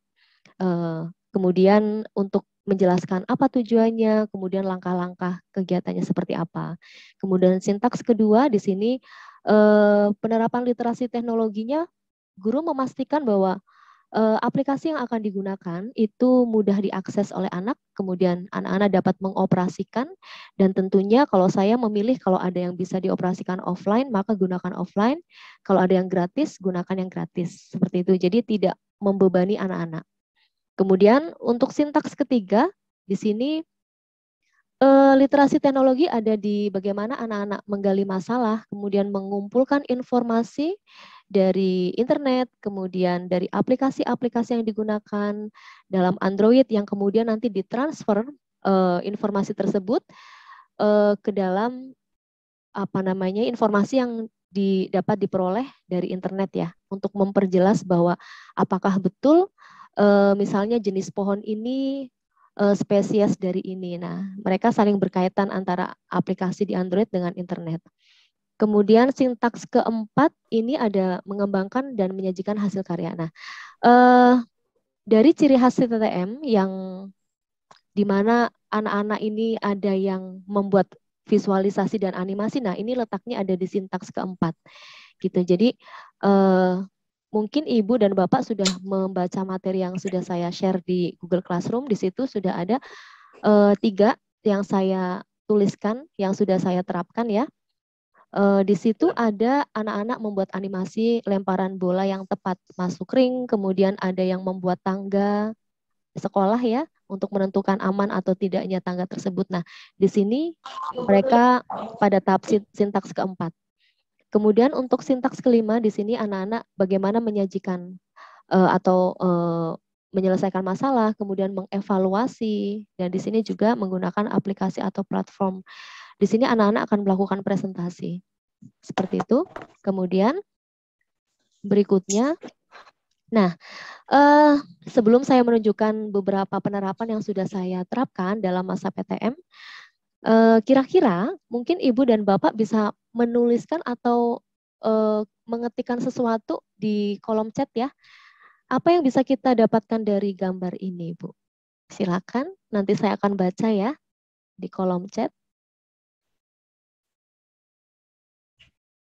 Daun dari Ibu Dian, baik. Kemudian ada lagi, apa yang Bapak dan Ibu lihat pada gambar ini? Silakan boleh diketikkan. Hijau, ini daun Afrika bagus untuk kesehatan. Oh, saya baru tahu ya, Bu. Terima kasih informasinya Ibu Widya. Oke, dari Pak Jatmiko, hijau. Oke. Kemudian jumlah daun dan ukurannya berbeda.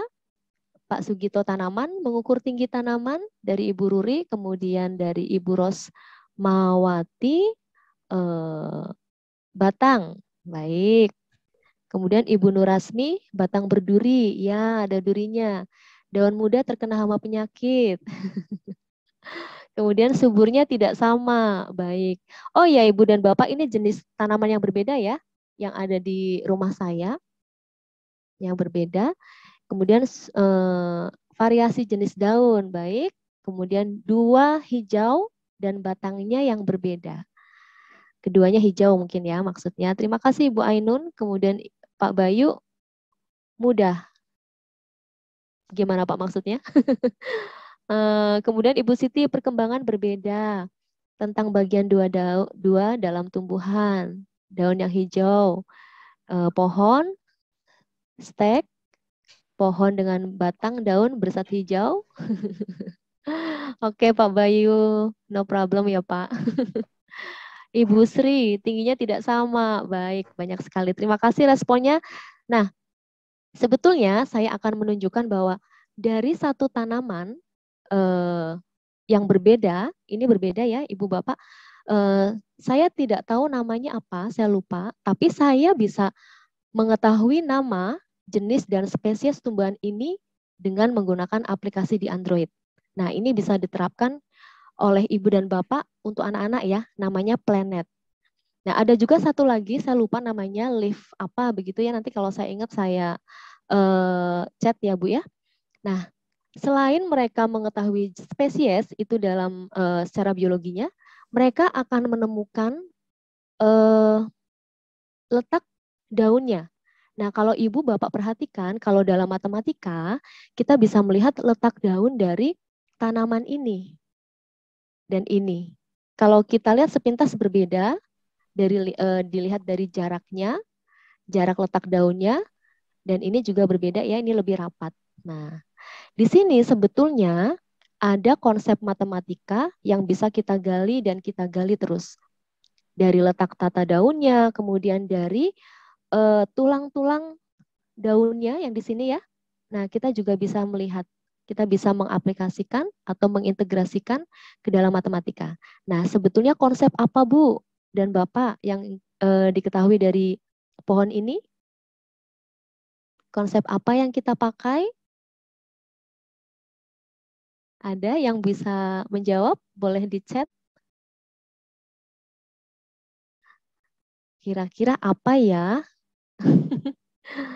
Eksponen. Terima kasih Pak Jatmiko. Ada lagi selain eksponen?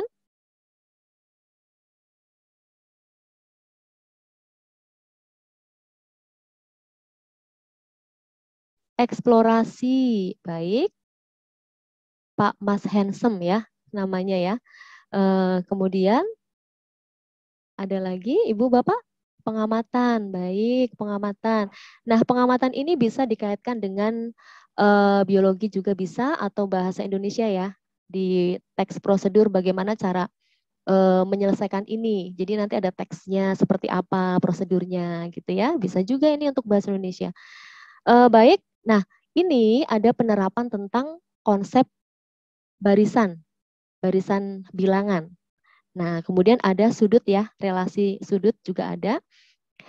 Di sini sebagai informasi yang baru untuk anak-anak dan membuat anak-anak penasaran adalah pola bilangannya di mana. Ternyata ada di letak daunnya. Jika kita perhatikan, saya ganti slide dulu. Nah, ini saya ambil dari bukunya Pak Gombong dari UGM ya, penerbitnya UGM. Nah, saya lihat di sini bahwa ternyata tata letak daun itu menggunakan konsep pola bilangan ya. Nah, di sini ada yang namanya ortostik kalau tidak salah ya. Kalau batang tanaman itu kita potong melintang, ternyata kita pasti akan tahu bahwa ini membentuk lingkaran. Dan lingkaran itu akan terbagi menjadi 5 bagian. Ini namanya 5 titik ortostik. Nah, anak-anak belum tahu pasti. Saya pun juga baru tahu setelah ada konsep Merdeka Belajar, ternyata banyak hal yang kita pelajari. Nah, di sini ternyata kalau kita pindah ke gambar sebelah kiri, titik daun yang nomor 1, kalau kita lihat dan kita amati dan ditarik garis ke atas, itu akan ada daun-daun yang lainnya.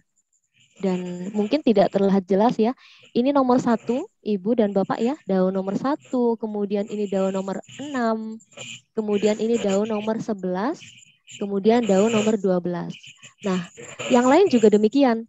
Kalau kita perhatikan ada di sini ya, ini daun nomor 3, kemudian daun nomor 8, daun nomor 13. Nah, kalau kita amati, ternyata di sini ada barisan bilangan aritmatika, yaitu selisihnya 5 ya. Jadi dari 1 ke 6, 6 ke 11, 11 ke berapa tadi ya Bu? 16 ya. Nah ini kelipatannya atau selisihnya 5. Jadi ini bisa menerapkan konsep pola barisan ya, barisan aritmatika. Kemudian ada juga kalau kita perhatikan tulang daun ya, kalau tidak salah namanya. Nah, apa yang bisa kita dapatkan dari selembar daun ini? Kalau kita kaitkan dengan matematika. Mungkin bisa di chat, di kolom chat. Silakan Ibu, Bapak. Bapak Lukman, terima kasih.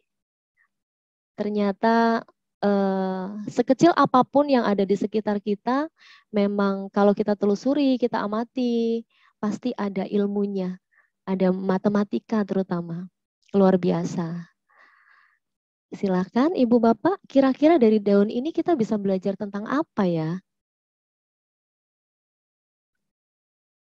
Sepertinya tadi sudah saya sebutkan ya, yaitu bidang datar bisa 2 dimensi. Betul sekali. Kemudian deret, sudut oke. Ya, Maha Besar Allah benar. Semangat hidup. Oke, baik. Betul sekali. Di sini salah satunya bisa menerapkan sudut. Ya, sudut. Dan ini juga sudut, bidang datar juga sama. Ada sudut sehadap, bertolak belakang, atau vertical opposite. Kemudian corresponding juga ada, atau sehadap ya, banyak sekali. Baik, terima kasih banyak atas jawabannya Ibu Bapak. Dan apa yang tadi saya tampilkan tentang tanaman, daun, itu sebetulnya masalah relevan yang ada ya, sangat sederhana dan itu bisa kita gunakan literasi teknologi, di mana barisan bilangan itu juga anak-anak bisa mengaplikasikan atau membuat apa namanya ya, visualisasinya ke dalam aplikasi GeoGebra gitu. Kemudian untuk daun, yaitu relasi tentang sudut pun juga kita bisa menggunakan aplikasi GeoGebra gitu ya. Kemudian ini beberapa contoh yang sudah saya terapkan selama masa PTM dan pada saat itu waktunya masih 60 menit ya Ibu Bapak ya. Jadi masih cukup. Nah, ini salah satu kegiatan saya bersama anak-anak dalam waktu 60 menit. Mereka saya minta untuk memprediksi usia pohon gitu. Memprediksi usia pohon kan taunya anak-anak dengan cara menebang ya, menebang pohon, kemudian mengebor batang pohon dia bagian tengah. Nah, kita ajarkan mereka bahwa ada cara yang sangat aman, yaitu dengan cara menerapkan konsep perbandingan.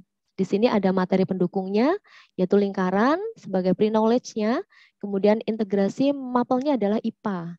Kemudian ada agama juga dan bahasa Indonesia ya, teks prosedur. Dan aplikasi Android yang saya gunakan adalah Planet gitu, dan aplikasi pendukungnya ada Google Form, ada Desmos dan sebagainya.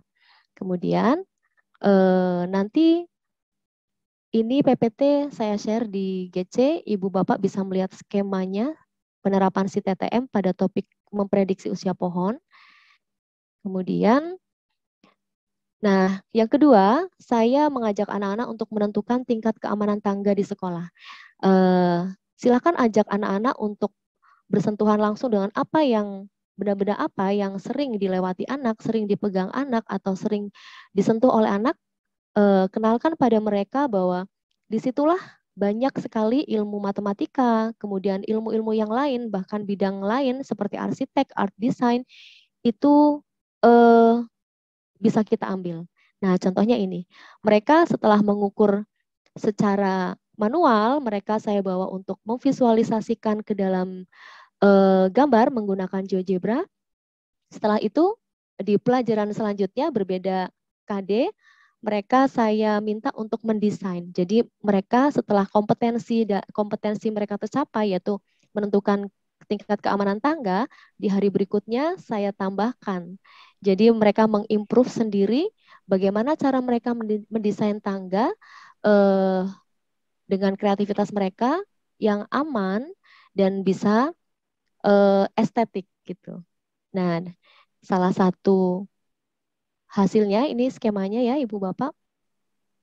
Beberapa hasil modifikasi anak seperti ini. Maaf, kreativitas anak ya. Kalau yang ini secara online, kemudian ini secara PTM. Nah, sangat menarik untuk anak-anak dan ini hal baru ya.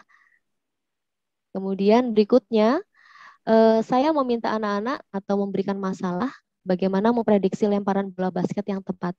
Ini anak-anak saya bawa ke lapangan untuk mempraktekkan, tentunya tidak hanya melempar saja, tapi mereka harus mengamati berapa tinggi badan anak ini, kemudian jarak anak dari ringnya berapa, kemudian perkiraan tinggi maksimumnya berapa. Nah, di sini anak-anak akan menentukan dulu persamaan kuadrat yang mereka peroleh dari informasi yang ada di lapangan. Kemudian setelah ketemu persamaan kuadratnya, saya bawa ke aplikasi Desmos. Hanya tinggal mengetikkan saja Ibu Bapak, mengetikkan persamaan kuadrat, kemudian akan muncul grafik fungsi parabola kalau dalam fisika ya, tapi dalam matematika fungsi kuadrat. Nah, di sini nanti ada sentuhan artnya. Jadi anak-anak bisa menambahkan bolanya, anak-anak bisa menambahkan ring basketnya atau animasi anaknya sendiri. Nah, kemudian mereka menyeting slidernya dan bola itu dapat bergerak gitu. Nah, ini sangat cepat ya. Jadi tidak membutuhkan waktu lama kalau Desmos. Nah, ini integrasinya sangat banyak, ada fisika, olahraga, materi pendukungnya gradien, segitiga, menentukan sudut elevasi, persamaan kuadrat dan sistem koordinat. Baik, ini skema SITTM pada topik ini dan nah, ini hasil pembelajaran mereka. Saya menggunakan Desmos ya, yang Ibu Bapak sudah coba. Ini hasil pekerjaan anak-anak. Dan yang di bawah ini saya menggunakan GeoGebra untuk menentukan gradien dan sudut elevasi. Lebih mudah ya. Oke, kemudian, nah ternyata sudah selesai. Dan ini quote dari saya. Lihatlah siput, biar lambat namun tetap berjalan. Begitulah kita seharusnya. Jika tidak bisa berlari, maka berjalanlah namun dengan konsisten dan sepenuh hati. Terima kasih, saya Setiana. Mohon maaf jika ada kekurangan dalam menyajikan presentasi ini.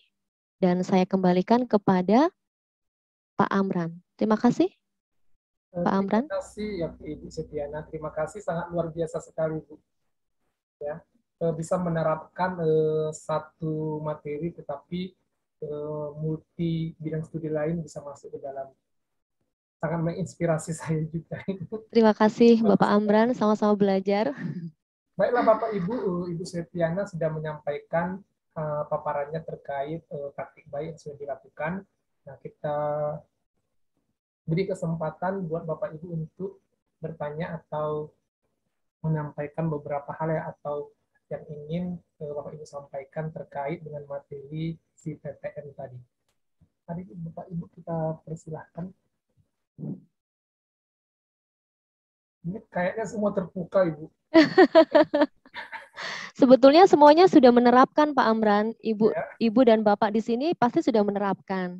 Mungkin saja kurang terekspos. Saya duluan yang mengekspos, gitu ya. jadi mohon maaf. Saya mendahului Ibu dan Bapak ya. Silakan jika ada pertanyaan.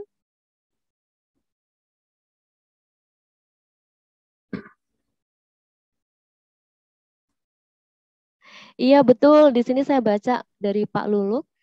Untuk lemparan bola basket juga dipengaruhi oleh tenaga siswanya. Betul sekali.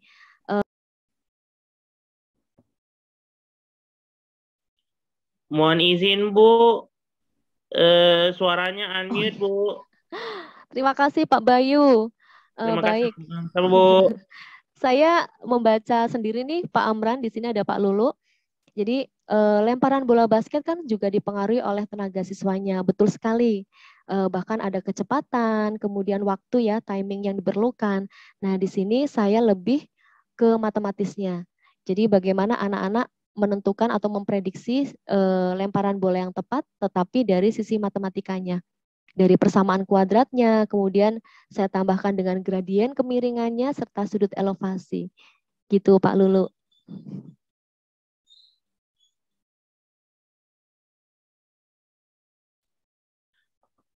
Halo.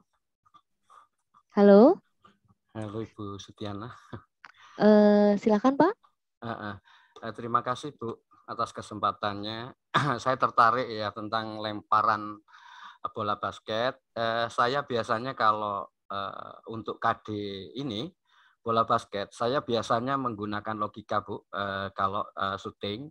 Jadi ya tentang kita olahraga itu dalam artian bukan tenaga saja, tetapi juga dihubungkan dengan materi lain seperti matematika, fisika. Kalau Anda berdiri di sini dengan jarak sekian, lemparan yang kamu berikan dengan kekuatan, mungkin di sini kan ada kekuatan lecutan pada ini Bu, pada lengan atas ya, di sini non sewu ya, di apa nih, lengan. Ini kan juga pengaruh ya. Dari ini kan anak-anak saya ajak untuk bermain logika di sana. Jadi coba Anda bereksperimen dengan jarak sekian sama sekian, apa bedanya. Kemudian kan di situ ada yang menggunakan 2 tangan, ada yang menggunakan 1 tangan.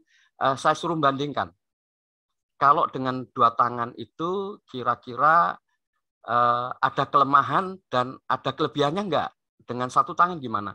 Jadi di sana saya mencoba anak-anak, kebetulan sekolah saya kan sekolah SKS Bu ya, sistem kredit semester SMA itu. Jadi setiap guru itu ada suatu kayak unit UKBM, unit kegiatan belajar mandiri. Jadi guru memberikan semacam, saya kalau untuk saya sendiri UKBM-nya bersifat praktik Bu. Jadi apa yang ada di buku itu kan kita teorikan ya, teori. Kita bawa ke lapangan, sama enggak teori yang dipraktekkan. Jadi anak saya bawa untuk menguji cobakan. Dari mungkin dari situ ada beberapa beberapa percobaan. Oh Pak, ada ternyata ada hal yang baru seperti ini. Jadi luar biasa sekali Bu. Jadi saya juga terinspirasi dari panjenengan, mungkin ya, sama-sama, karena Pak. dengan matematika saya terus terang Bu ya, apalagi untuk anak SMA kan sekarang nuansanya kan diajak ke menganalisis, ya, karena bukan lagi untuk menghafal dan sebagainya, tapi anak untuk diajar untuk belajar berpikir kritis. Iya betul. Sehingga dengan harapan kalau lulus anak-anak akan menjadi anak yang mandiri. Iya betul. Ya, terima kasih banyak. Terima kasih Pak Lulu, malah menginspirasi saya kembali. Saya ingin mencoba nanti dengan 1 tangan dan 2 tangan. Coba akan saya praktekkan ya Pak ya. Terima kasih banyak. Dan ada yang belum saya sampaikan bahwa si TTM ini adalah model pembelajaran long lasting. Jadi artinya tidak hanya digunakan dalam PTM saja, PTMT saja, tapi di pembelajaran new normal juga bisa. Dan ini sangat membantu anak untuk berpikir kritis dan atraktif pembelajarannya. Jadi tidak hanya di matematika, di fisika, dan bahkan olahraga pun bisa Pak Luluk untuk menerapkan si TTM ini. Gitu. Ingat saja teman tapi mesra, ingat saya, ingat si TTM model pembelajaran, solusi belajar efektif. Terima kasih. Berarti aplikasinya pakai Planet ya Bu ya? Aplikasinya banyak Pak, semua aplikasi, kemudian internet dimasukkan. Tinggal kami untuk matematika, saya memilih sesuatu aplikasi yang memang ramah anak. Jadi offline bisa digunakan dan tidak berbayar, free gitu. Jadi Bapak bisa menggunakan apapun, apa saja bisa Pak. Kalau kita gali banyak Pak, banyak sekali ternyata aplikasi yang bisa kita pakai gitu. Iya. Ya. Biasanya kalau anak-anak itu suruh membayangkan agak repot. Biasanya kalau anak itu cenderung untuk ditampilkan tayangan, oh berarti dia bisa ini, bisa apa ya? Iya betul Pak. Mereka pemahaman, kemudian konsepnya dengan sendirinya mereka dapat tergali sendiri, kemudian kreatif dan inovatif yang penting itu. Oke. Terima kasih Pak Lulu. Terima kasih ilmunya Bu. Terima kasih sama-sama Pak. Baiklah Bapak Ibu, kita beri kesempatan satu orang lagi ya. Sebelum kita menunggu ya Ibu Setiana, setelah saya tadi melihat penayangannya, gitu, saya jadi ingin jadi siswa lagi nih. Silakan Pak. Ingin belajar matematika lagi. Ulang kembali ya. Kayaknya di sini udah malam. Karena memang sebetulnya semakin kesini semakin disadari bahwa matematika itu asik loh Pak. Asik sekali. Tadi ada yang minta daftar hadir kita sampaikan ya. Daftar hadirnya Pak kita untuk hari ini tidak ada ya. Di hari terakhir aja karena daftar hadir di hari terakhir nanti sebagai panduan untuk membuat sertifikatnya. Baiklah Ibu Setiana, nanti kita siapa tahu ada Bapak Ibu yang bertanya lagi nanti bisa di classroom ya Ibu ya. Iya boleh. Dan bagaimana kita lanjutkan dengan Silahkan, terima kasih banyak Pak Amran dan Ibu Bapak semuanya. Terima kasih Ibu Setiana, luar biasa ya. Berikutnya kita masuk ke pematerian keempat Ibu Ida. Ibu Ida, persilakan Ibu. Iya. Ya, terima kasih Pak Amran untuk kesempatannya. Ya, selamat malam Bapak Ibu.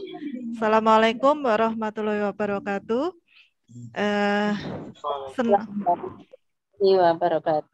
Iya, salam sehat dan penuh semangat untuk Bapak Ibu yang hebat. Meskipun sudah malam, tapi bertahan untuk bisa saling berbagi. Senang berjumpa dengan Bapak Ibu dari seluruh Nusantara. Kalau tadi Pak Amran di Sumatera Utara, kemudian Pak Kartino di Jawa Barat, Ibu Setiana di Lampung, dan sekarang saya berada di Jawa Timur, Bapak Ibu. Saya berada di Kabupaten Madiun, Jawa Timur, ya. Di tengah pelosok juga. Ini meskipun di Jawa, tapi ternyata sekolah yang saya tempati itu berada di pelosok. Jadi secara geografis ini berada di daerah pedesaan. Begitu, Bapak Ibu. Saya, Bu Setiana, Pak Amran, dan Pak Kartino pada tahun ini berkesempatan untuk bertemu bersama dalam acara apresiasi guru dan tenaga kependidikan inspiratif, dan sangat menginspirasi cerita serta pengalaman baik dari beliau semua. Karena itu izinkan ke saya untuk ikut berbagi pengalaman yang pernah saya berikan kepada siswa saya di sekolah. Bagaimana? Kita tunggu beberapa menit, jika Ibu Ida belum masuk kita bergeser harinya mungkin ya Pak ya. Baik, karena sudah malam, kasihan Ibu Bapak yang di WIT ya. Sudah malam sekali. Baik Pak Amran, bagaimana kalau kita tutup sesi pertama ya. Terima kasih untuk para narasumber, untuk Ibu Evi, kepada LKP Harvest dan Ibu Bapak peserta yang sangat hebat. Sampai bertemu di pertemuan ketiga, tentunya dengan tema yang menarik ya, dengan praktek yang menarik, dan semoga kita bisa berjumpa lagi dalam sehat dan semangat. Silahkan Pak Amran untuk menambahkan dan menutup acara ini? Baiklah Bapak Ibu, kita akhiri kegiatan kita malam ini dan kita lanjut di hari ketiga pada waktu mungkin agak kita percepat atau 6:30, Bu apa? Bu Septiana ya? Okay. Ya, on time Pak. Semoga ya, karena tadi ada trouble ya Pak Amran. Baiklah Bapak Ibu, dengan berakhirnya tadi hal-hal yang bisa kita sampaikan terkait kegiatan kita, maka kita akhiri kegiatan kita pada malam hari ini dengan mengucapkan puji dan syukur kepada Tuhan Yang Maha Kuasa karena kita sudah diberikan berkat kesehatan dan segala hal sehingga kita bisa berkumpul pada kesempatan hari ini. Yang demikian pertemuan kita pada malam ini. Kita sampai jumpa lagi di hari ketiga pada pertemuan di Zoom. Ya. Terima kasih Bapak Ibu. Selamat malam. Assalamualaikum warahmatullahi wabarakatuh. Sampai bertemu lagi Bapak Ibu. Terima kasih. Warahmatullahi wabarakatuh. Selamat malam, selamat beristirahat Ibu Bapak. Selamat malam juga.